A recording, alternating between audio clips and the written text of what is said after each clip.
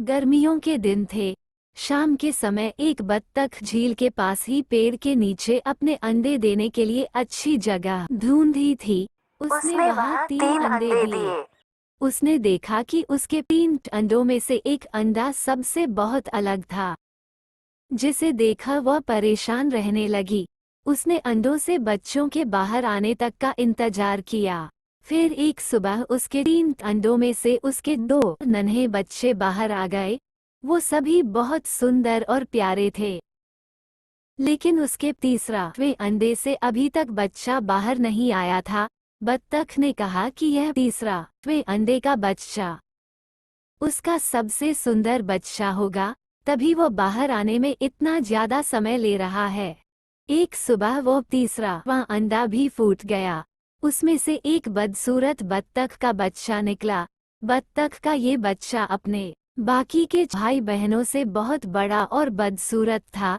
ये देखकर बत्तख माँ बहुत उदास हो गई।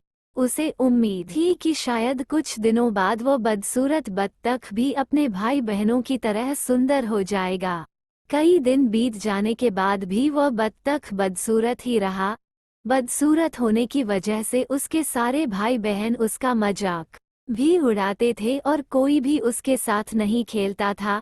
वो बदसूरत बत्तख का बच्चा बहुत उदास रहने लगा। एक दिन झील में अपनी परछाई देखते हुए वो बदसूरत बत्तख का बच्चा सोचने लगा कि अगर उसने अपने परिवार को छोड़ दिया तो वो सारे बहुत खुश हो जाएंगे। वो किसी दूसरे जंगल में चला जाएगा। यही सोचकर वो किसी घने जंगल में चला गया। जल्द ही सर्दियों के दिन आ गए। हर तरफ बर्फ की बारिश हो रही थी। बदसूरत बत्तख के बच्चे को ठंड लग रही थी। उसके पास खाने पीने के लिए भी कुछ नहीं था। वहां से वो एक बत्तख के परिवार के पास गया। उन्होंने उसे भगा दिया। फिर वो एक मुर्गी के घर गया। मुर्गी ने भी उसे चोंच मारकर भगा दिया। उसी रास्ते में उसे एक कुत्ते ने देखा, लेकिन कुत्ता भी उसे छोड़कर चला गया।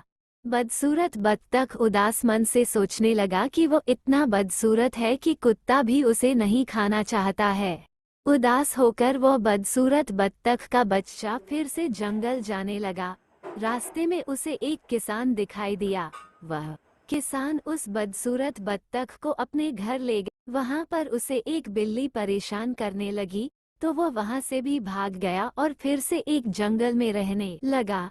कुछ ही दिनों में बसंत का मौसम आ गया।